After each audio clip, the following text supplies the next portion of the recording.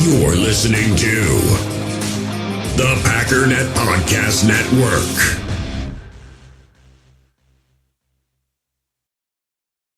U.S. Cellular has noticed the way we use our phones has gotten ironic.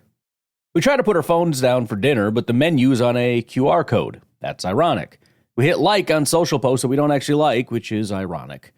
Which is why U.S. Cellular created Us Mode, to help us reconnect with each other and use our phones less ironically. A phone company wanting people to use their phones less is ironic. Let's find us again with Us Mode from U.S. Cellular. Visit uscellular.com/built-for-us to get started. You're a podcast listener, and this is a podcast ad. Reach great listeners like yourself with podcast advertising from Lips and Ads. Choose from hundreds of top podcasts offering host endorsements, or run a reproduced ad like this one across thousands of shows to reach your target audience with Lips and Ads. Go to lipsandads.com now. That's LIBSYN ads.com. You feel this nervousness on the phone there? Sir, I've been trying to make an urgent phone call up there. Well, I don't think it's something I want to do on an overseas phone. You gotta make some phone calls. Hang up the phone. Prank caller. Ladies and gentlemen, welcome once again to Packernet After Dark. This is the call-in show at the Packernet Podcast Network. If you'd like to call in, if you'd like to participate in the show, please feel free to do so. The phone number here is 608-501-0718. New callers go directly to the front of the line. We don't have any of those new caller types today, but we do have Garrett. So let's see what Garrett's talking about today. You're not a winner if you win. You're a winner if you're a Packer fan. There you go. You're not a loser if you lose. You're a loser if you're a Bears fan. That's 100% true. The Bears still suck. I agree with that. So I'm calling in Ryan to give my 2 cents on the preseason game that happened on Saturday. That's my first chance to call in and talk about it. And I have to say, I think the safety group is going to be sensational for this team. I think when you've got a rookie coming up and already making a forced fumble in Evan Williams, we haven't even seen Piton play a down yet. Yeah. And I think that this safety group and these cornerbacks are just going to be something to behold. So I can't wait to see how they play against a little bit better team defensively that I think Denver will probably play their starters more than what the Browns did because we didn't even see Garrett. So I think they'll be challenged a little bit more. And Jordan Love did say he was going to go back and watch last season's game that they lost in Denver. So he's doing his homework. I think he'll come out and show off a few things, but I think we'll continually see a lot of wide receivers in and out. But man, I just cannot be more excited than seeing Wicks just torch somebody. Man, that is just so great. And I have to say, while I was at work Saturday listening to you and your son, especially in the beginning when you couldn't get the game, and I had commented, you sound like Sam Kinison yelling. Yeah. Dude, you really did sound like Sam Kinison. I mean, it was hilarious. It was probably one of the most entertaining things that you've ever put on tape. Because even though it was inadvertent, the frustration and the screaming and yelling was it was golden. So I've been there. I feel you. I hate technology. It's not my thing. So it is what it is. But man, they do make it really, really difficult these days to try to get, to watch games that should be available a lot more than what they are. So it is what it is. Go Pack, go. Well, first of all, I appreciate your ad for the upcoming stream we have for Sunday. Make sure you don't miss all the frustration and whatnot. It was kind of a two-part problem. On one hand, yes, it was very hard to find things, and I think Packers.com or NFL.com, one of them, they had it. Supposedly, you could stream it, but it wasn't working, of course, because NFL.com/Packers.com it's the same people that make both sites or whatever, but it's just terrible structure. The way that they're built is bad. So it didn't work, and then usually it's on Hulu, but they weren't carrying it for whatever reason, even though it was on local channels, and I have local channels. They didn't give me the game, so I couldn't watch it. And so it just took way too long. The part 2 problem is that I have a tendency to, when I have 5 minutes left, it's like, all right, I'm going to make myself a sandwich and get some coffee. And then I rush downstairs with 20 seconds left, and I get started. I'm like, all right, let's go, Hulu, like as the stream's going. So yeah, the whole thing took place right before everybody's eyes when I melted down, missing the entire game. Didn't see a single play of Jordan Love, nothing. Eventually I did, but... So yeah, there's that. Hopefully the safety group looks really, really good. Kind of a rough practice today. Talk about that tomorrow. Supreme frustration, and I know I am the guy everybody's making fun of right now. And to be clear, I'm not overreacting in terms of I think this means our team is bad. I'm just tired of it. I'm tired of going somewhere for joint practices and getting bullied, and I wish our players were. It's not because I believe that in a regular season game we would lose to Denver. I don't think so. I think we would beat Denver. The problem is they go to somebody else's place and get pushed around and get called a bunch of punks and get treated like it, and then just go walk off. There's a ton of different reasons that these things could be happening. I forgot who it was, but somebody kind of came to the conclusion that, look, this is a very scheme-based team, and they're coming into this with no game plan. They specifically said they're not going to, game plan for a practice or whatever. So, it's just kind of, we're just running a series of plays, and we want to just try different stuff, and we want to practice different things. And so, the Broncos technically do come in a little bit more prepared and a little bit more ready to win practice as opposed to just practice at practice. Whatever. I don't know. I just, it's not fun to see. It was, everything. Aside from like our defensive line wreaking havoc, we didn't cover a single guy like ever in that thing. Toward the end, it was like, it was just Broncos are up, touchdown, touchdown, touchdown, touchdown. Packers are up, incomplete, pick, pass breakup, incomplete. Like it was as bad as you could possibly imagine. So I got annoyed because I've been talking about this for so long. How much that bothered me last year that happened, and they did well against Cleveland, and now they come out and it's just like last year. And look, at the end of the day, our defense wasn't very good. So I don't want that to repeat itself. And so I'm hoping for a bounce-back performance on Sunday. If not, we get another shot against Baltimore, hoping that they don't just get pushed around like a bunch of punks again. But anyways, I'm off the rails a little bit here. It's still fresh in my mind thinking about it. I am excited about Evan Williams, and we'll see how these guys do. Hopefully we got a stud in there somewhere.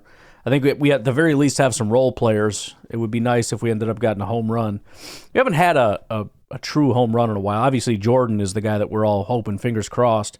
And when I mean home run, I'm talking like top 5 in the NFL. We got a ton of guys that are top 32s. Zach Tom is a top 32. I think Elton Jenkins would fall in that category. Christian Watson, Romeo Dobbs, Dontavian Wicks, Jaden Reed potentially all fall in that category of top 32s or at least top 50s. But, how many top 5s are we going to get here? I don't know. We'll see. Hopefully one of the safeties can pull that off. Although we do have Xavier, who I'm really hoping can pull that off. Garrett, part 2. Here we go.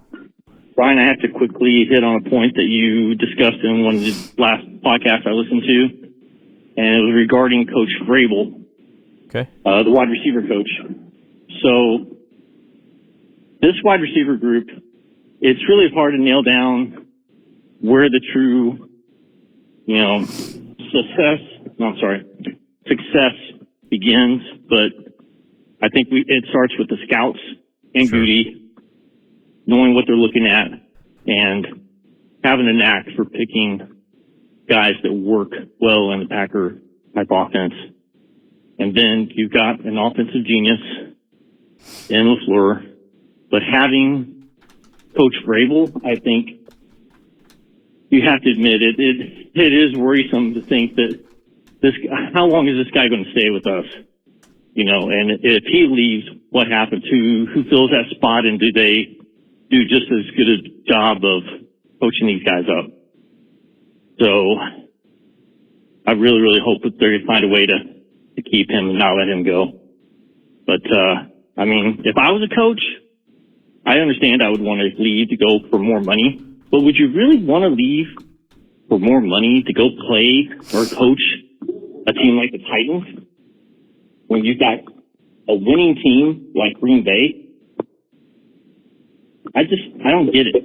You know, I know you want to further your career and move up the chain, but I'm just, man, I would want to stay right where I'm at with the hopes of, maybe moving up at some point in the system, you know, maybe become offensive coordinator or something if Dinovich gets hired away. But I sure hope they can keep him. I'm not. Yeah, I mean, it may have nothing to do with Vrabel. It's possible that it's largely Gutekunst and those guys that are doing it, but I also know if the wide receivers were terrible, we would be talking about potentially looking at the position coaches as far as that. So I just want to make sure to give him the nod, because man, oh man, what a great job these wide receivers have done.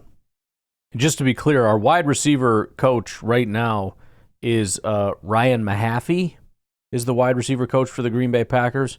But Jason Vrabel still needs to be highlighted, because Jason Vrabel goes all the way back to, he was an offensive assistant in 2019, became a wide receivers coach in 2020. We know how well 2020 and 2021 went, and I'm not saying that was because of Vrabel, but I'm just saying it didn't hurt. The passing game certainly was quite remarkable. In 2022, they gave him a promotion, wide receivers coach and pass game coordinator. Right now, he got a promotion to pass game coordinator. So to your point, yeah, he's shooting up, and it's one of those things where they're offering him more and more because he's doing more and more. And even if he isn't directly responsible for the wide receivers, the perception is going to be that he is. People are going to look at the wide receivers and go, what the heck is going on? They're going to see Jason Vrabel has been the wide receivers coach since 2020, and essentially, right, Ryan Mahaffey or whatever is, I don't know if that was just a this year thing or what. I believe it is, because that does not sound familiar, his name. But, yeah, I mean, he's at the top as far as where he's at right now as a pass game coordinator. And you know, that ties into what else do you give him credit for in terms of the entire passing operation. He and Stenovich and LaFleur kind of work on that offensive passing side of things. But where else does Vrabel go from here? Right, we gave him the bump in 2024. Maybe he survives to 2025, but you have to assume, especially if the Packers really thrive this year, and if you see Watson and Reed and all these guys do well, coming from an offensive system that works under Matt LaFleur, which is going to be desirable, people are potentially going to be looking at Jason Vrabel as an offensive coordinator. So just something to keep an eye on, I suppose. Again, I don't know how much credit goes to Vrabel. Obviously, the biggest thing is the players themselves, which comes down to Gutekunst and his staff, and then these guys showing up and being everything that they are. They have to be able to put in the work and execute. But there is also an element of getting the best out of guys, and there is no position on this team that is more evident in terms of if there's talent, we're going to get it out of them than the wide receiver group. It's really incredible. Hey, Ryan, Wayne from Illinois. Hey. I hear it's time to give our guesstimates as to the record for the Packers. Sure. So I try to take a couple of different approaches here. The more pessimistic one, I came up with 9-7. They'd be 6-3 at home, 4-4 on the road. You know, I just can't see them going on long trips and winning. They didn't do it in London. They have trouble with California, Florida. So I put Philadelphia down as a loss. Jacksonville, you know, even at home, you know, I figure maybe Houston and San Francisco will have their number. Of course, beat the Bears twice, beat the Vikings, split with Detroit. But then I try to be a little bit more optimistic and said, they'll beat Miami instead of losing at home to them, and they'll beat Seattle on the road. So then I came up with 12-5 as my, more optimistic approach. So that's the number I'm going with. 7-2 at home, 5-3 on the road. Go Paco. All right. Wayne, by the way, last year went with 12 wins as well, so sticking with that. Again, we got Chris from Alabama upped it from 10.5 to 12. So we got 2, and both of them right now are sitting at 12, putting the average, let me get out my calculator, at 12. So get your calls in and let me know where you're at. We'll see what we can do with this thing. Yeah.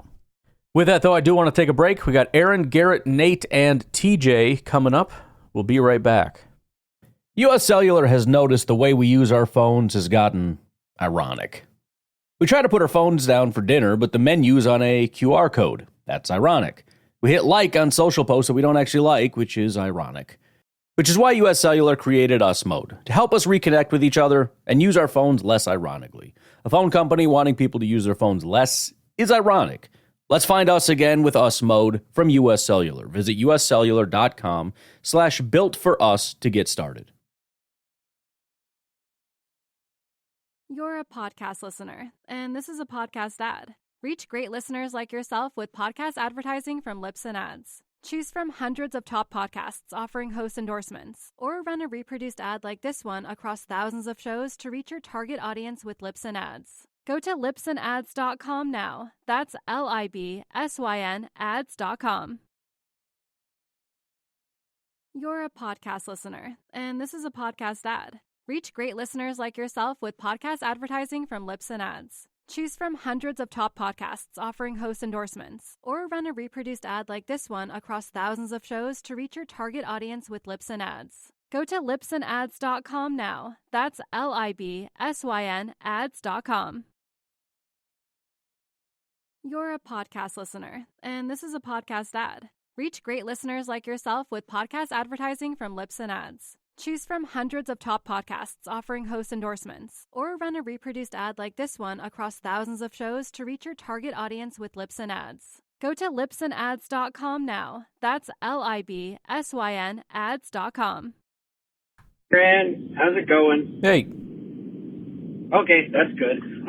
Anyways, Good. So I'm just calling because Matt LaFleur said that he's kind of tired of, in his words, not mine. I mean, I don't know his words, but I didn't watch the interview.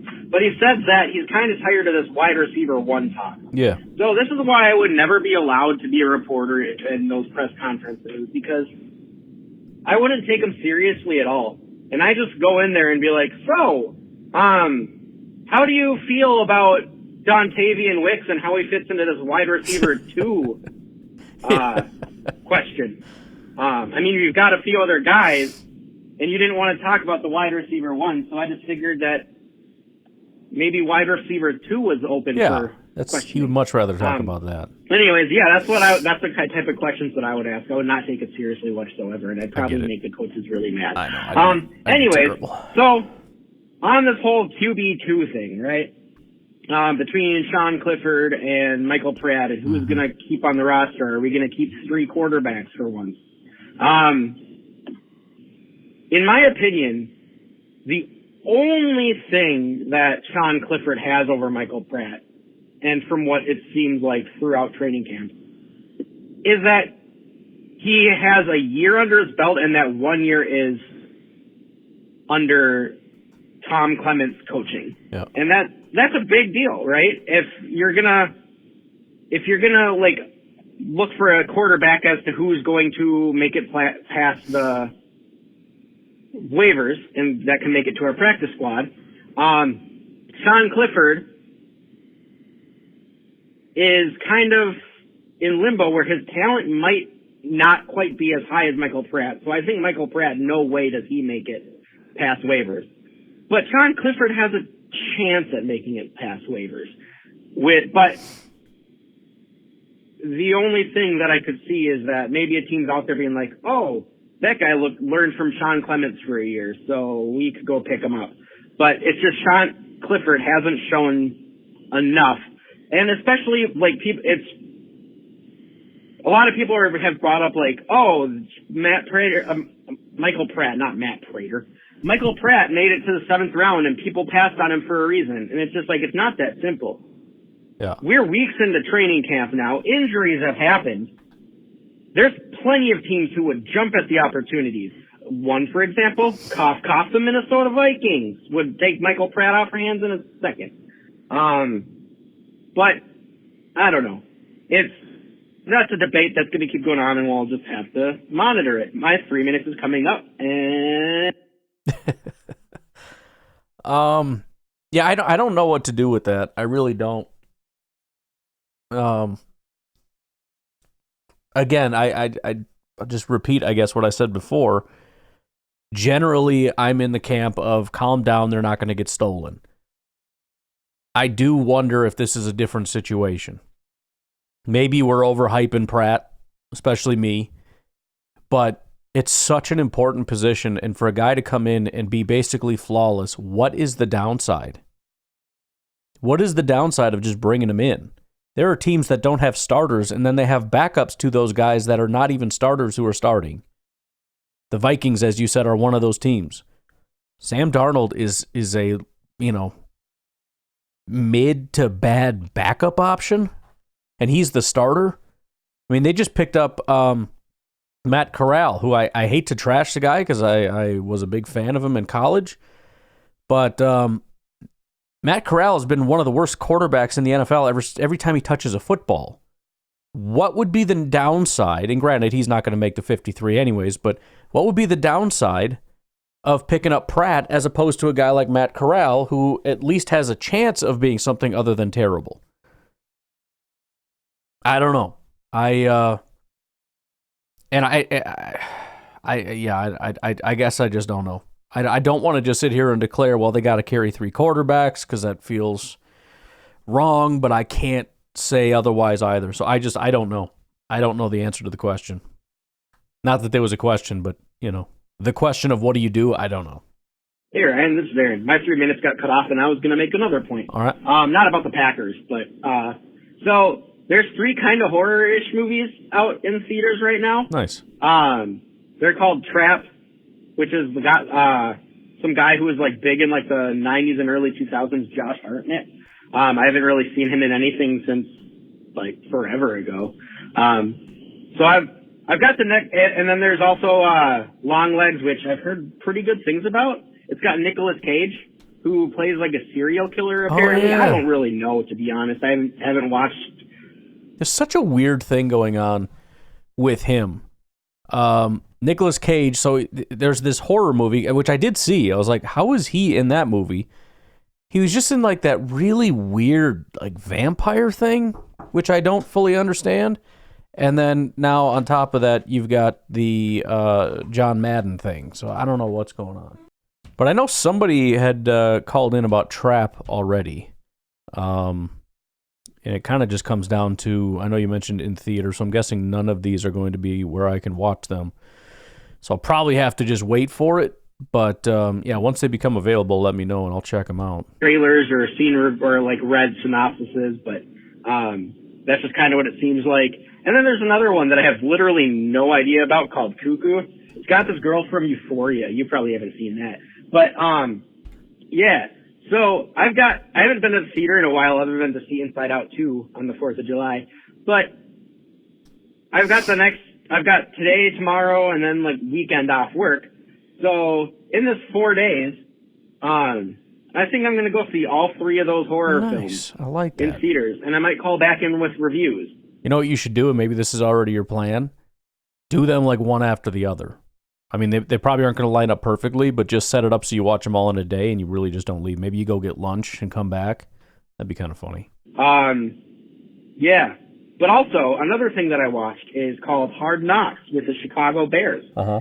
One of my biggest takeaway is with this Hard Knocks thing, the only person who sounded like completely intelligent is Roma Dunze. And I mean, he's like when he talks, it's pretty much like recycling a lot of the stuff that people say.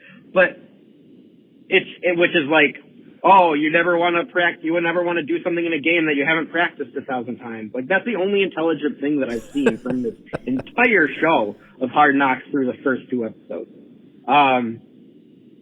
It's funny watching the Bears do things. I'm not gonna lie. And so it's like I'm trying to watch the show without like my bias against the Bears, but it's just very easy to slip in there and see, yeah, this team's not super competent. Yeah. But yeah, anyways, I'm just happy that I'm a Packers fan. I am glad that my coaches actually know how to motivate people. Yeah. Okay, well anyways, I'm gonna head out and go do some work, but then also see some movies. So, peace out. Keep being a winner with your winning habits. Peace out and bye. Yeah, you know, the Hard Knocks usually is when everybody starts to get really hyped about you. And I expected a completely different reaction. Not that I've seen much of one, but that kind of tells me everything I need to know. Usually, like, a Hard Knocks episode will drop, and it's everywhere. Like, oh, look how good they look. Look at all this is amazing. I'm not even seeing Bears fans talk about Hard Knocks. Like, the only thing that I remember that kind of went viral was that stupid speech given by the head coach and how stupid it was. That's it. Nothing else has come out. Unless you really, really dig down deep into Bears Twitter or go onto their personal things. I did see some Roma Dunze stuff, but that's about it. Yeah, it's not good when even the positive press of Hard Knocks is not really moving the needle much as far as people's opinions of you. Hey, Ryan, it's Garrett from Southern Illinois. Hey. Just wanted to touch on something that I found that nobody's even mentioned, and if you did mention it, hold on a second. I didn't hear you say it, and it was regarding a comment that Aaron Rodgers had said in passing to a reporter about playing with Davante Adams. And correct me if I'm wrong, but if it is chronologically, recent, is he alluding to the fact that the Jets are going to make a trade for Davante at some point, and which is wouldn't be surprising if they did, but I just think it would be so ironic if Green Bay made it to the Super Bowl and we were playing the Jets, that it'd be Aaron Rodgers and Davante Adams we'd be playing against. Yep. Now that would be extremely ironic how that would work out. So I don't know. It's anything's possible. It's mathematically possible. So if you're telling me a chance, then we'll see. But I just didn't know if you had heard about that comment and what you thought about it. I don't know. So I don't know if there's a new comment or what comment you're specifically talking about. I know quite a while ago there was a comment made by Rodgers on the golf course about he looks forward to playing with him again.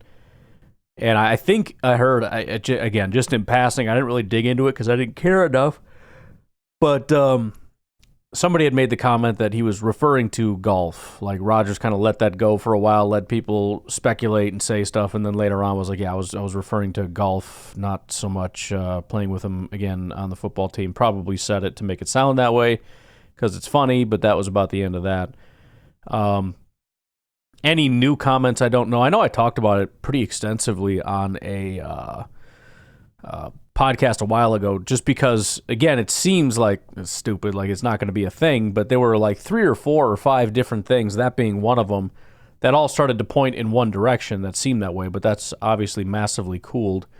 So if there's anything new, I'm not aware of it, and I do think that it's probably not going to be a thing, especially as late as things are getting into it, you probably would want to have Davante in the building by now, if that was the plan, and you'd probably hear something, like we know all about Brandon Ayuk. We know every conversation that's been had between him and the Steelers and him and the 49ers or whatever. Ayuk saying he wants to be traded and all that stuff. I mean, we haven't really heard anything about Davante. Obviously heard about him being disgruntled, but that was more last year. This year he's more or less, I'm ready to go, whatever, we're good. I'm sure he's pissed at life, but it is what it is. He is where he is. made his bed. He's willing to live in it. Yeah, I said live in it. All right, why don't we take our final break? We got 3 more from Garrett, Nate, and TJ. We'll see. 3 more from Garrett, 1 from Nate, 1 from TJ. We'll see how far we get into that, but let's take a break. We'll be right back.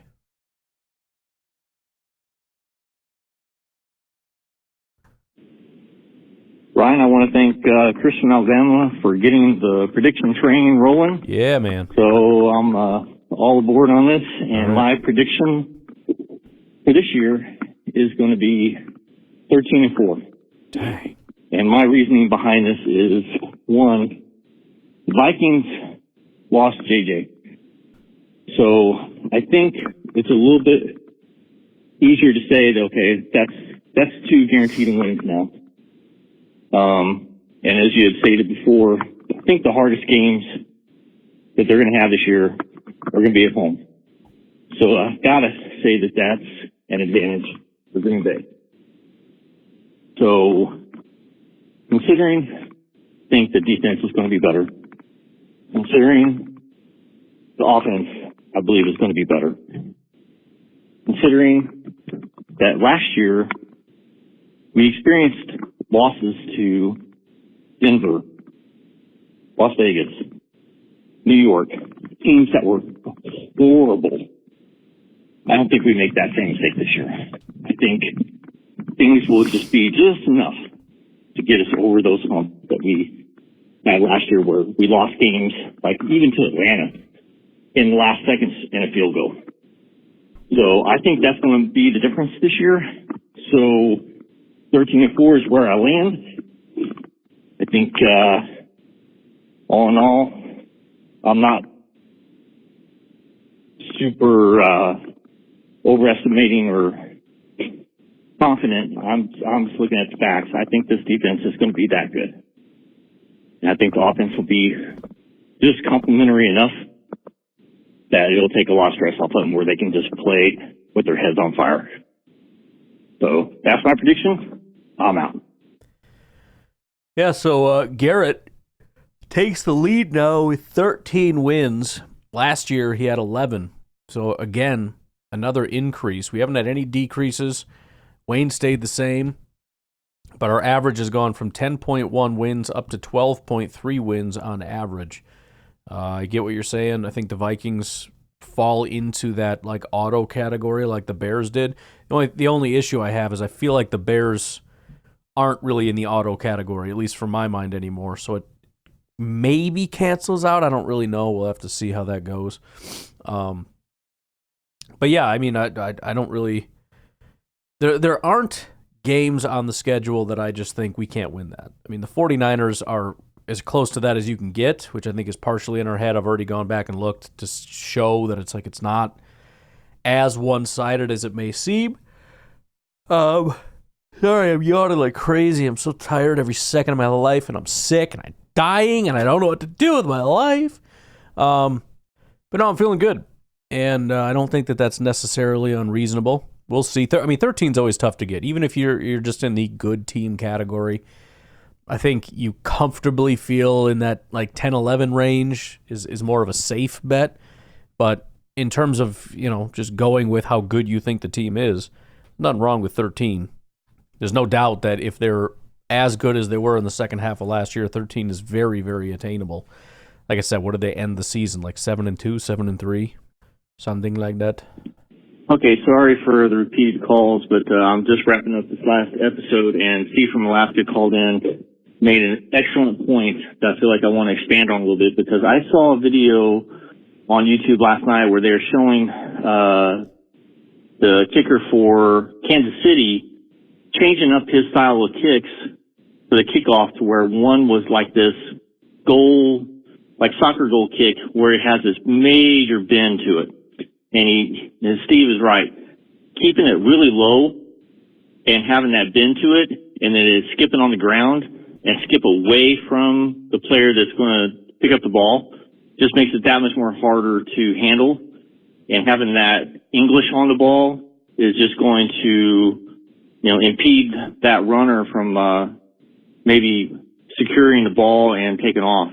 So anything to slow them down and keep them inside the 10 I think this is an excellent idea, and we're already seeing Butker do it, which makes me think, is it possible to have two different style of kickers in Carlson and Joseph at different times kicking the ball so that they can't get used to the style of kick that they're kicking and let them just throw? It'd be like bringing in a relief pitcher. You know, the team is getting used to the fastballs of Carlson, and then you bring in a relief pitcher, Joseph, who throws nothing but sliders and curves, and they can't even seem to put a bat on the ball. So having an extra kicker with that different style of kick is always going to keep them guessing. So maybe there is a reason to keep an extra kicker on the roster. Who knows? So I really hate to think that the moment that we cut either Carlson or Joseph, they go to another team and then they excel. I mean, that's always the scenario that makes me shudder a little bit. And that goes for any player that we don't keep on the practice squad or get snagged off the practice squad, because there's always these players like, man, we got to keep them on 53 because we can't let them go to the practice squad. So I don't know. Is there a scenario where we keep both of them? Because what if one of them does go into a major slump and we just need the other guy who's in the right frame of mind to come in and just start kicking? So I don't know, man. This is going to be interesting to see how this plays out. I'm out. Well, I would pretty quickly dismiss the two kicker thing. I don't think there's any way. I mean, there's always a chance, like you said, of any position, any player, anywhere. But you have to pick. You know, I mean, that's why teams go through that revolving door constantly of, you know, you pick a kicker and then they suck and you cut them and you pick somebody else. But holding two, I mean, even if you did that, you know, so, you know, Andres goes into a slump and you bring Joseph out, and then maybe Joseph is better, but then if he's not, do you just bring Andres back in? It's just kind of a weird situation, I guess. I don't think there's any way that they would do that, even in the context of the new kickoff rules, just because, you know, however it is we want guys to kick, that's how you need to kick. And if you're not the guy to do it, we'll find somebody that can do it. It's just such a low-value position that there's no way they would take up two spots on the roster for that. I think they're already pissed. They have three people as special teamers with a long snapper, a punter, and a kicker. I don't see a fourth. Could be wrong. It's not like it's never happened before, but I would be stunned if they did it. To be fair, there isn't a year that goes by that they don't do something that stuns me. But as far as the other kind of kick, you know, again, they're going to be trying a lot of different stuff. I guess if I was just to play devil's advocate with that style, the more line drive with a hook to it, as I said before, I think you have to be okay with it going into the end zone, first of all, because if you're kicking it at the guy's head, if he gets out of the way, it's going to go into the end zone. So you got to say, either you try to catch my curve ball here, or it goes into the end zone. Assuming you're completely fine with that, I just feel like it's a higher risk kick as well. I think you have less control. It's kind of like with the quarterbacks, where if you put a little air under it as opposed to throwing a rocket, you know, I mean, if your trajectory is off just a little bit, you're going to have a problem. If you angle it just a little too low, you're going to hit one of your guys in the back of the head. If you do it too high, it sails out of the back of the end zone. I think directionally is going to be a lot trickier, especially if you're trying to put spin on the ball, which means you have to hit it in kind of an odd spot and try to spin it. And if you just kick it wrong, it's going to go straight out of bounds, which is massive issues. And I just think, I have a feeling that's going to end up being more problems than it's worth. And you're going to find, for most of these guys, it's let's just try to pooch kick this thing as close to the goal line as you possibly can, just to give us the best opportunities you get. That's just going to be the easiest thing to do. Just kick it, give it a nice little kick right down the middle, right at, you know, as close to the goal line as we could possibly get it, and we'll leave it at that. Or, like I said, just kick it out of the end zone. Well, it goes to the 30. Yeah, well, I think most guys are going to get it pretty close to that anyways. Just nice and easy, right out of the end zone. Who gives a crap? But we'll see. These guys are professional kickers. If they think they can pull it off to kind of line drive these things at some guys' heads. And again, I don't know that the payoff is all that good, because there will not ever be a recovery.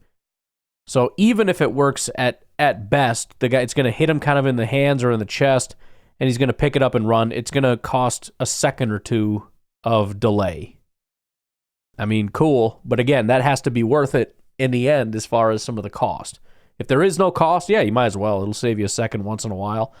But you got to be okay with it going into the end zone and making just ridiculous mistakes once in a while, which could potentially even be like grounding it out short and then having a penalty. And because that was what we saw. The one time I saw somebody try to do a line drive, like I said, it went right between the players, hit before it even got into the landing zone, and then there was a penalty that brought it out to like the 40 or something like that. So we'll see. I don't think the cost is going to be worth the benefit, or the benefit's going to be worth the cost. Maybe I just don't have a good enough imagination. I don't know. Hey, can somebody tell Royce Newman that the entire Denver Broncos roster is posting pictures up about making fun of his mama? I think he needs to get into a fight with somebody. What?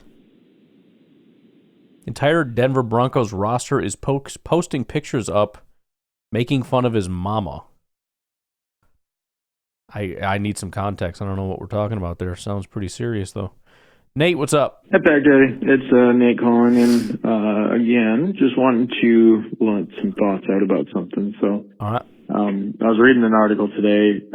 Calling it an article is probably a little generous. Sure. It was one of those articles that's just like Packers could maybe possibly bring back David Bakhtiari if he wants to come play here. And if the Packers want him back, and if he's healthy. One of those just if the price is right. Yeah, exactly. But it did kind of get me thinking. I'm like, does he want to come back? Would he want to come back? Would he, I think he's on like a void year, so we're technically already paying him, I believe, some amount of money. But would he, I'm assuming he's going to want like a restructure bonus or signing bonus or something. So, throw a few $1 million his way on top of what we're already paying him. Say, hey, do you want to make a push for a Super Bowl?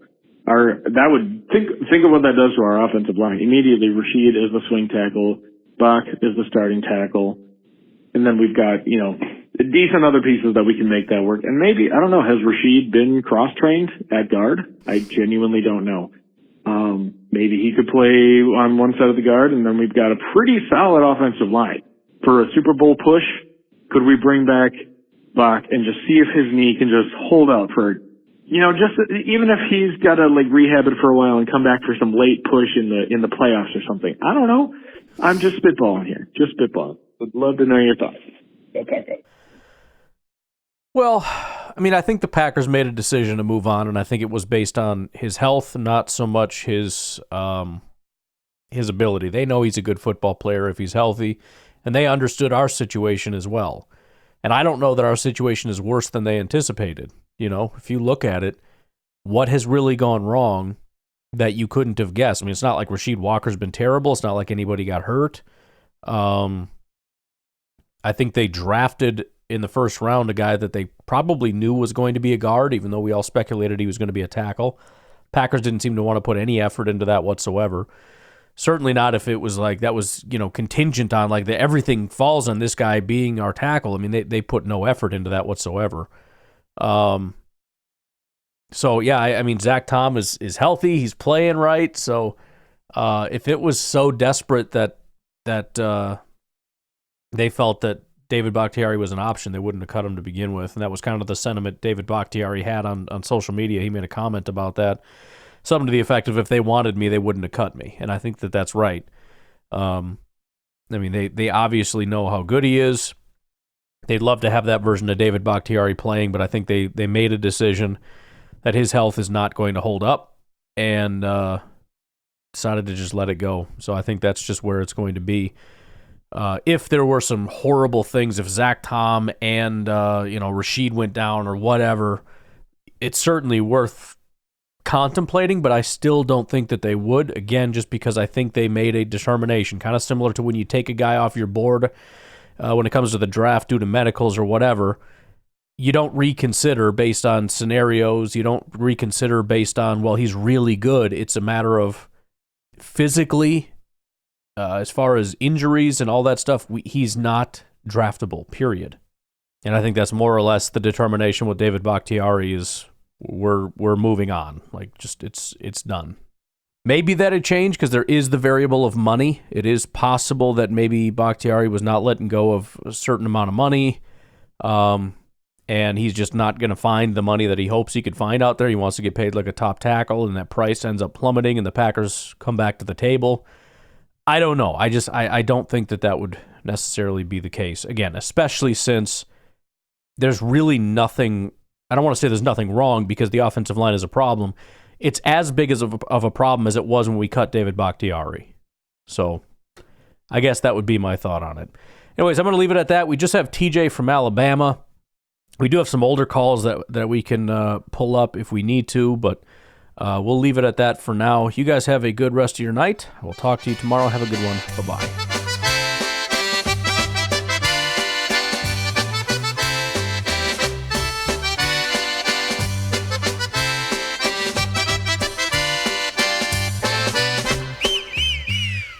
Wisconsin's heart where the Packers lay, lived a fella named Matt who brightens each day.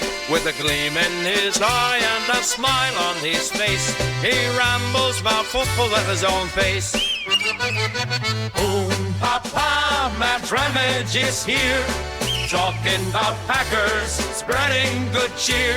His cube's alive with green and gold dreams.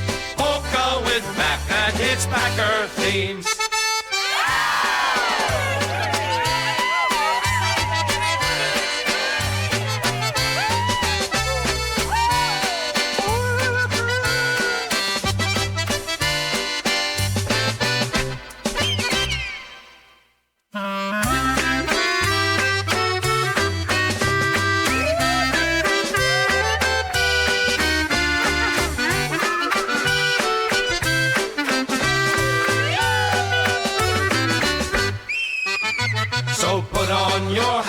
Shaped like a big cheese and dance to this polka with Packeries. Matt Ramage is rambling, his crazy eyes bright, celebrating Green Bay both day and night.